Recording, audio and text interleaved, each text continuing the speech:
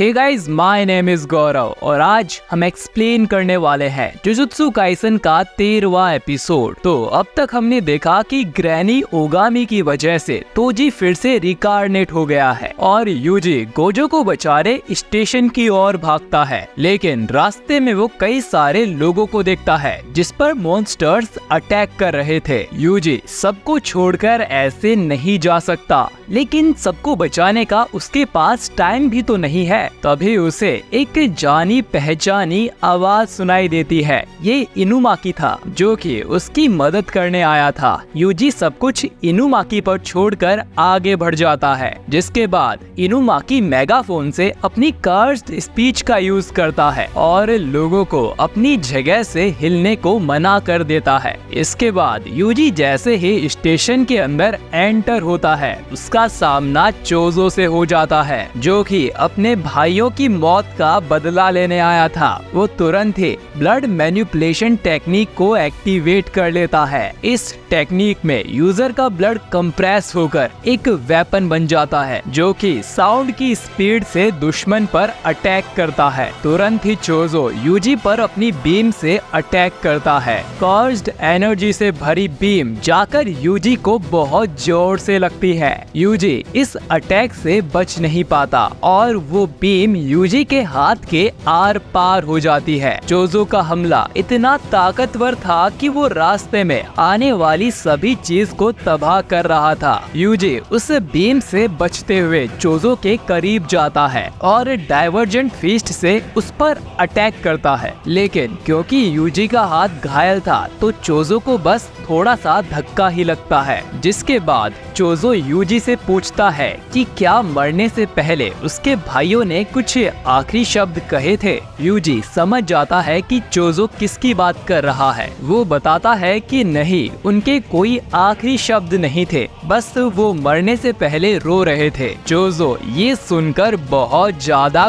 गुस्सा हो जाता है, जिसके बाद चोजो के चेहरे की ब्लड लाइन और भी ज्यादा बोल्ड हो जाती है और उसके सिर पर यूजी को मारने का खून सवार हो जाता है, जिसे देख यूजी तुरंत ही चोजो पर अटैक कर देता है, लेकिन वो लात मारकर उसे दूर कर देता है और ढेर सारी ब्लड बीम से उस पर अटैक करता है। अब चोजो अपना फाइनल ब्लो देने के लिए तैयार हो जाता है, जिससे यूजी के भी बचने के सिर्फ 50% ही चांसेस हैं। अगर उसने कोई भी गलती की तो उसकी मौत पक्की है। अब यूजी हवा में जंप करता है, जिससे कि चोजो उसे आसान निशाना समझे। चोजो बिल्कुल ऐसा ही करता है। वो अपनी ब्लड बीम से यूजी के सिर पर अटैक करता है, लेकिन यूजी नीचे आते समय अपनी गर्दन को पीछे कर उस बीम से डॉज कर लेता है। एक बार शूट करने के बाद ये बीम काफी स्लो हो जाती है, जिसे देख यूजी चोजो के करीब जाकर उसे एक जोरदार पंच मारने की कोशिश करता है, लेकिन यूजी के आसपास कुछ ब्लड बॉल्स उड़ रही थी, जिसे चोजो अपनी सुपरनोवा टेक्निक से एक्टिवेट कर देता है। जिसके बाद ये बॉल्स एक ग्रेनेड की तरह फटने लगती हैं, जिससे यूजी को काफी चोटें आती हैं। फिर चोजो अपनी ब्लड से चाकू बनाकर यूजी के एक पैर में घुसा देता है, लेकिन उसे ये नहीं पता था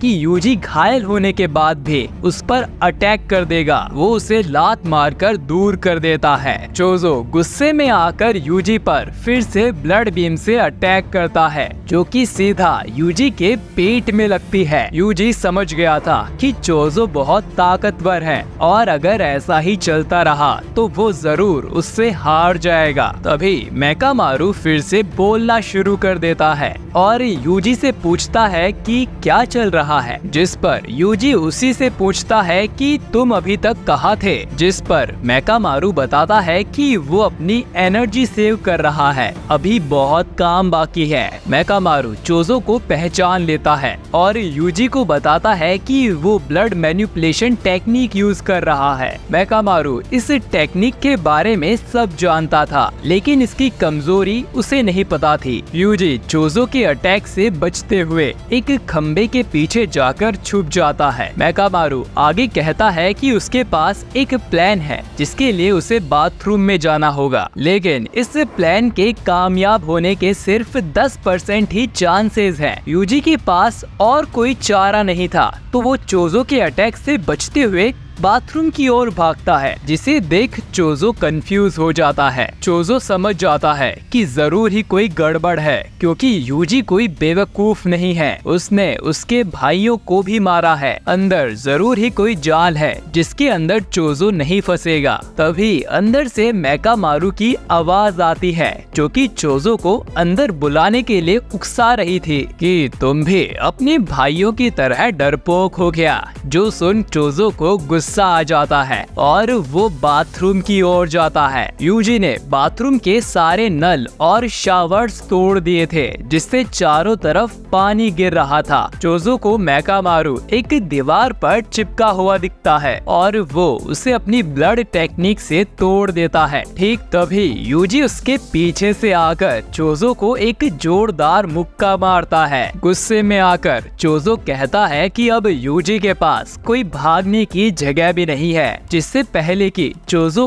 अटैक कर पाता, उसके ब्लड बॉल्स पानी में डिसॉल्व हो जाते हैं। पानी की वजह से चोजो अपनी ब्लड टेक्निक यूज नहीं कर पा रहा था। मेकामारू का तुक्का काम कर गया, जिसके बाद दोनों ही हैंड फाइट के लिए तैयार होते हैं। ये दोनों एक दूसरे से काफी देर लड़ते हैं, लेकिन हैंड फाइट में यूजी चोजो पर भारी पड़ रहा था। इसी बीच चोजो अपने हाथ में छुपा एक ब्लड बॉल का यूज करता है, जो कि पानी में डिसॉल्व नहीं हुआ था। वो उसे यूजी पर एक ब्लड की तरह यूज करता है, जो कि उसके पेट के आर पार हो जाती है। यूजी समझ गया था कि उसके किसी खास ऑर्गन पर चोट लगी है और वो मर भी सकता है, लेकिन वो अपने डर को कर्स एनर्जी में बदल लेता है। उसके दिमाग में सिर्फ एक ही गोल था, गोजो को आजाद कराना। भले ही इसके लिए वो मर ही क्यों ना जाए, लेकिन वो चोजो को साथ लेकर मरेगा, क्योंकि इससे किसी और को दिक्कत नहीं आनी चाहिए। जिसके बाद चोजो अपने अंदर के ब्लड से अपने हाथ को मजबूत कर लेता है। दोनों एक दूसरे को काफी देर तक घूरते हैं और फिर से इनके बीच लड़ाई शुरू हो जाती है। ये दोनों फाइट में एक दूसरे को काफी अच्छी टक्कर दे रहे थे। जिसी बीच चोजो अपने ब्लड से चाकू बनाकर यूजी को मारने की भी कोशिश करता है, लेकिन चाकू पानी में डिसॉल्व हो जाता है। तभी यूजी गुस्से में खड़ा होकर अपने लेफ्ट हैंड से चोजो को डिस्ट्रैक्ट कर अपने राइट हैंड से फाइनल पंच देने जाता है, पर यूजी देखता है कि उसका आधा कंधा कट चुका है। चोजो ने फिस्ट हैमर देकर उसका एक कंधा तोड़ दिया था। फिर चोजो के एक और पंच से यूजी दूर जाकर दीवार से टकरा जाता है। चोजो दिखाता है कि उसने अपनी बॉडी को भी ब्लड टेक्निक से स्ट्रॉन्ग कर लिया, जिससे यूजी के हमले से उस पर कोई असर नहीं हुआ। यूजी की हालत बहुत खराब हो चुकी थी, वो ठीक से हिल भी नहीं पा रहा था, लेकिन वो अभी तक जिंदा था। चोजो ने ये लड़ाई जीत ली थी। चोजो यूजी को पूरी तरह खत्म करने उसके पास आता है और बोलता है कि ऊपर जाने के बाद मेरे भाइयों से जरूर माफी मांग लेना। और जैसे ही यूजी को खत्म करने वो अपना हाथ ऊपर उठाता है, उसे कुछ हो जाता है। इसी बीच हम सुकुना की एक झलक भी देखते हैं, जो कि अपने डोमेन से ये लड़ाई देख रहा था और वो यूजी से काफी निराश होता है कि वो इतने कमजोर दुश्मन से हार गया। अब चोजो के सिर में बहुत तेज दर्द शुरू हो जाता है। चोजो को कुछ याद आने लगता है। वो देखता है कि वो अपने भाइयों के साथ एक पिकनिक पर है, जिसमें यूजी भी उनके साथ है, जो कि बड़े प्यार से उनको खाना खिला रहा था। यहाँ पर चोजो और उसके 6 भाई भी थे, जो कि अभी भी डेथ पेंटिंग की तरह कैद थे। यूजी चोजो को बड़े भाई बोलकर खाना सर्व करता है। ये सब देखकर चोजो को कुछ समझ नहीं आता कि उसके साथ ये क्या हो रहा है, और ये एपिसोड यहीं पर खत्म हो जाता है। अब आगे की कहानी बहुत इंटरेस्टिंग होने वाली है, क्योंकि तोजी कुछ धमाकेदार करने वाला है। उसे देखना बिल्कुल मत भूलिएगा। मैं मिलता हूँ आपसे बहुत जल्द एक और नए एपिसोड के साथ। आपका वीडियो देखने के लिए शुक्रिया।